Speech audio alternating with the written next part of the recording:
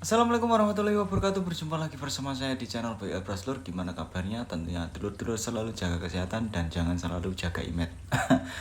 Di sini kita malam lagi dan malam lagi karena siang puasa dan jadwal padat merayap. Oke, ini adalah video terusan dari video yang kemarin ya. Kemarin kita sampai di pengamplasan epoksi. Terus di situ tadi saya tunjukkan bahwasanya pengamplasan saya jebol sampai ke dasar. Wah mas, kok jebol, kenapa mas?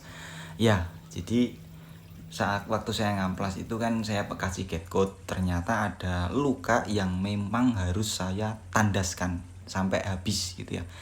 Dan itu tidak jadi masalah teman-teman, asal teman-teman tahu panel dan riwayat panel tersebut. Kalau ini kan panel memang nol dari ABS ya, nol dari ABS, jadi aman kalau misalnya jebol seperti ini. Dan misalnya warnanya teman-teman tanpa dasaran tapi dengan cat yang susah nutup, itu seperti apa caranya? Pertama bisa teman-teman dasari dulu dengan di bagian yang jebol tadi dengan warna yang mirip epoksi atau warna abu-abu, bisa, dan itu sah, nggak jadi masalah.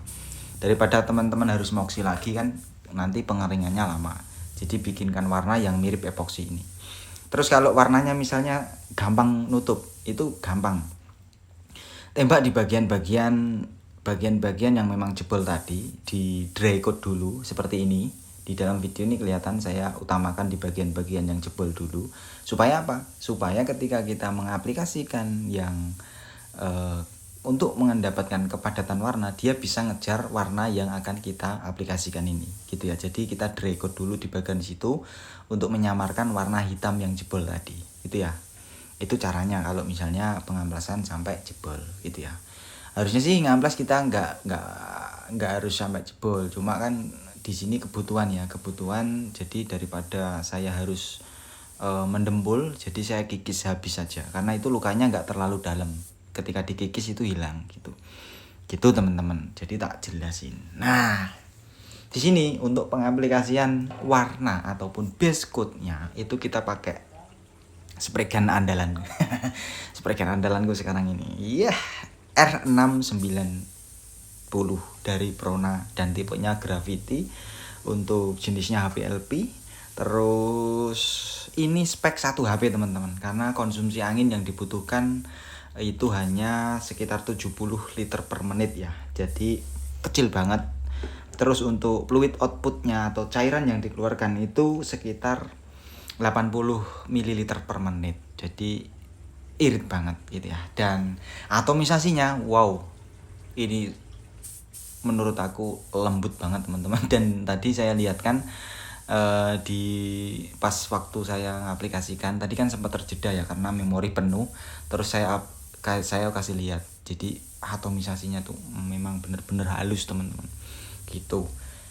Ini panel kedua juga ada yang jebol, jadi seperti yang saya bilang tadi, utamakan di bagian-bagian situ dulu gitu. Kalau teman-teman takut misalnya mas, kayak ngamplas epoksi jebol tapi di bawahnya ada base coat lama ataupun cat lamanya, itu aman nggak kira-kira? Ya kalau teman-teman takut, silakan diepoksi lagi gitu ya, diepoksi lagi, ditutup lagi dengan mixing ratio 4:1. Kalau epoksi 4:1, maksimal thinner itu sampai 3 gitu ya teman-teman. Itu ketentuan dari epoksi seperti itu. Dan untuk pemakaian nozzle-nya seperti yang saya bilang kemarin, mulai minimal ya, minimal di 13, 14, 15, 16, 18. Kalau untuk mobilan biasanya pakai 18, karena di epoksi gitu bener-bener ngejar thickness atau ketebalan gitu ya teman-teman. Karena di setelah epoksi ada yang namanya sanding atau amplas, kecuali teman-teman pakai wet on wet ataupun epoksi yang tanpa sanding, itu ada.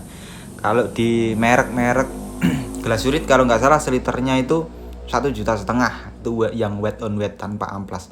Tapi kita harus bisa menentukan bahwasanya setelah epoksi tidak ada kendala namanya kotoran gitu ya teman-teman. Nah, di sini kita sampai di tahap untuk terus terang untuk panel ini kita yang pakai praktek itu cuma 3 panel aja karena untuk menyingkat waktu ya. Jadi biar nggak kepanjangan. Nah, buat teman-teman yang sering tanya bahwasanya mas itu yang di lap apa, yang di yang kain hijau itu apa namanya, kain biru itu apa namanya. Untuk kainnya sendiri itu namanya Kimtek teman-teman, with pole, memang untuk menyerap ataupun ketika kita mengaplikasikan atau menyemprotkan degreaser itu lapnya pakai Wipol ini atau Kimtek ini, dia tidak melukai atau meninggalkan baretan, dan dia daya resapnya tinggi untuk meresap si degreaser. Nah, fungsi dari degreaser sendiri itu bukan air ya, yang saya lap-lap itu bukan air tapi degreaser, silikon degreaser, untuk memastikan bahwasanya panel itu terbebas dari anti silikon ya, ataupun silikon sabun setelah kita penyucian gitu ya. Penyucian pakai sabun ataupun tangan kita nggak sengaja megang setelah makan gorengan, itu kan bisa juga nanti terkendala di situ. Gitu teman-teman. Dan untuk memastikan tidak ada residu silikon tadi yang setelah kita ngamplas pakai air, misalnya kita suci sampai pakai sabun itu. Terus yang kedua kita lah pakai setelah pertama tadi Kimtek, yang kedua pakai Tecloud. Nah, kalau Tecloud ini beda. Tecloud ini dia untuk memastikan tidak ada debu kecil, dia bisa menyerap ya. Jadi ketika ada debu yang nggak kelihatan dari mata itu diserap pakai Tecloud ini. Yang pertama tadi namanya Kimtek, yang kedua itu namanya Tecloud gitu ya teman-teman. Oke, untuk pengaplikasian di sini kita cukup 2 layer aja. 2 layer, di bagian-bagian yang jebol tadi kita utamakan tipis, terus kita 1 layer full, terus 1 layer setengah gitu ya maksudnya. Layer pertama full, layer kedua untuk drop coat aja, untuk menata atau menyeragamkan partikel. Karena di warna Sankeki yang kita adopsi ini dari HRV itu dia ada partikelnya, cuma kalau dari jauh kelihatan solid. Sebenarnya ada partikelnya warnanya agak ke gold gitu ya. Oke teman-teman, setelah ini setelah kita aplikasikan cat ataupun base, karena base-nya itu jenis polyuretan ataupun PU kalau di Amerika, kalau di Trenggalek biasanya polyuretan, itu hanya jeda kurang lebih 20 atau 15 menit aja ya teman-teman. Jangan sampai nginep ataupun sampai didiamkan berhari-hari, takutnya catnya itu mengeras dan licin. Nah, beda lagi kalau jenis NC. Kalau NC nggak apa-apa, 1 kali 24 jam baru naik clear coat. Supaya apa? Supaya membantu pengerasan dari NC, karena NC itu sifatnya kayak karet. Ketika ditimpa dengan clear coat yang membawa thinner, dia akan lembek kembali gitu ya teman-teman. Beda dengan PU ini gitu.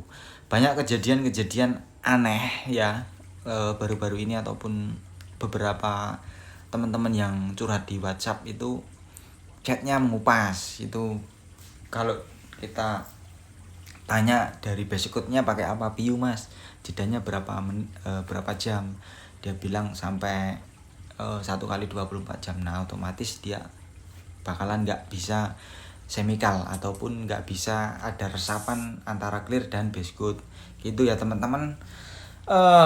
Di sini untuk clear coat kita pakai 2100, dan untuk spray gun yang kita pakai itu di Prona juga, untuk jenisnya MP atau medium pressure, dan untuk spesifikasinya itu besar nih teman-teman.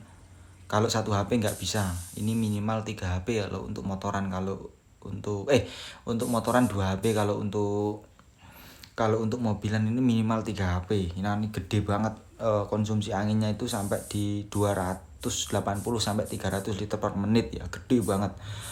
2 kali lipat 1 HP. Terus untuk fluid outputnya itu sekitar 370 liter per menit ya.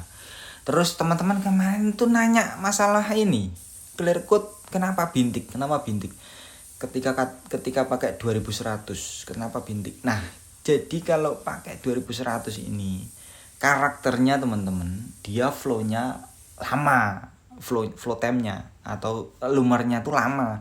Jadi teman-teman ketika mengaplikasikan jebret gitu, dia akan kelihatan jerukannya gede-gede, tapi dia lama-kelamaan dia akan ngelumar. Cuma dia butuh waktu, nggak bisa cepet seperti MS yang terbaru Belcoat 2100 ataupun 6300 itu flow time-nya cepet. Kalau ini flow time-nya lama, kayak pengantin baru lama gitu.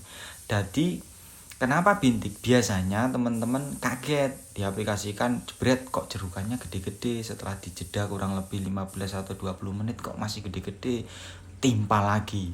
Jebret, dilihat lagi 5 menit sampai 10 menit kok masih gede-gede jerukannya, timpa lagi. Nah, akhirnya teman-teman nggak pede kan? Akhirnya penumpukan ataupun ketebelan. Nah, ketebelan di situ dia akan menyimpan kandungan residu di dalamnya. Otomatis nanti penguapan akan terjebak di situ atau solvent terjebak. Itu biasanya bisa jadi bintik-bintik ataupun poppingnya. Kalau orang keren bilang popping, seperti itulah itu. Jadi kalau mengaplikasikan 2100 ini pede aja teman-teman, jebret habis itu diamkan. Kurang lebih itu kalau mau lihat flow time-nya ini kurang lebih 1,5 jam ataupun 2 jam baru kelihatan nanti hasil clear coat-nya seperti apa. Kalau sekitar 10 atau 20 menit ataupun 30 menit belum kelihatan banget. Dia masih ngeflow. Gitu ya teman-teman. Jadi jangan ketipu dengan tampilan. Maksudnya ketika diaplikasikan berat kok jerukannya gede-gede, timpa lagi, wah malah rawan nanti teman-teman gitu. Oke. Untuk pengaplikasian dan cara memahami karakter clear coat seperti itu teman-teman. Nanti ini setelah ini kita aplikasikan, itu kita akan langsung aja perlihatkan hasil setelah kita tinggal itu kurang lebih 2 jaman gitu. Kalau kita lihat di 20 menit nggak bisa, atau 40 menit nggak bisa, 1 jam lebih, 2 jam lebih lah gitu baru bisa. Nah, untuk teknik pengaplikasian one man thread ataupun one visit application itu yang teman-teman selalu hina-hina di sosial media TikTok itu kan katanya one man thread gitu. Kurang ajar banget. Itu pengaplikasiannya gini, first layer atau layer pertama cepat teman-teman. Ini bisa kalian lihat sendiri. Layer pertama cepat, second layer, jadi dari titik A misalnya sebelah kanan ke sebelah kiri B, itu kembalikan lagi dari B ke A, itu cepat lagi. Dari first layer, second layer cepat. Nah, setelah itu tinggal kurang lebih 15-20 detik untuk membantu penguapan thinner. Ya, tinggal juga nggak apa-apa. Nah, baru aplikasikan yang ketiga atau finish layernya. Finish layernya dikurangi untuk ritmenya. Yang ritme pertama tadi cepat, kedua cepat, ritme ketiga itu diturunkan untuk mendapatkan wet look atau thickness-nya. Itu ya teman-teman. Jadi jangan salah pemahaman. Nah, teman-teman kalau mau pakai seperti ini bisa, tapi harus perhatikan thinnernya. Kalau teman-teman model seperti ini dengan thinner TDS terus pakainya extra slow, rawan meler teman-teman, bahaya. Kalau extra slow itu harus dikurangi gitu ya. Nanti ikut-ikutan, bahaya malah. Oke, setelah kita tinggal kurang lebih 2 jam, ini seperti ini untuk hasilnya. Nah, ini aja masih kelihatan jerukan, tapi jerukannya tipis banget ataupun halus banget gitu ya. Sekali lagi teman-teman, kalau untuk dapetin flat itu bukan di flow coat ya, tapi di poles. Kalau atomisasi spray dan itu pasti hasilnya ada teksturnya. Itu kalian mau flow coat sampai 100 kali pun tetap dia ada teksturnya. Flow coat dilakukan ketika ada trouble, menambah build film ataupun memperbaiki clear coat ya gitu ya. Oke, untuk hasilnya seperti ini. Nanti kita akan lanjut ke video berikutnya. Untuk video yang ini kita lunas ya. Oke. Saya pamit undur diri. Thank you for watching. Semoga videonya bermanfaat. Wassalamualaikum warahmatullahi wabarakatuh. Wih, ada tulisan by airbrush. Sample not for sale, tidak untuk diperjualbelikan. Bye bye.